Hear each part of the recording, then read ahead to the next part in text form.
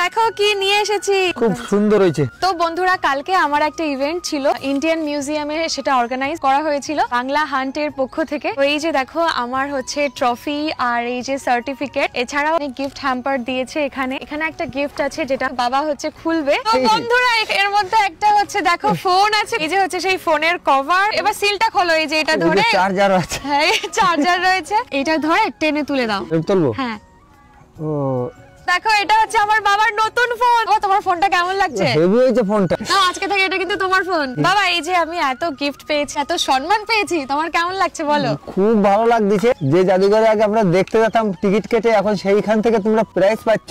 কখনো ভাবতে পারিনি যে মানে ভিডিও করে এত সম্মান পাবো, কখনো ভাবিনি। যেখানে আমরা ছোটবেলায় ঘুরতে যেতাম ইন্ডিয়ান মিউজিয়াম, আর সেখান থেকে আজ আমি সম্মান পেয়েছি। ট্রফিটা কেমন হয়েছে অবশ্যই কমেন্টে জানি। সম্মানটাই বড় কথা। রচনা বিশ্বাসের নাম লেখা রয়েছে। আমার চ্যানেলে পুরো ডিটেলস দেখতে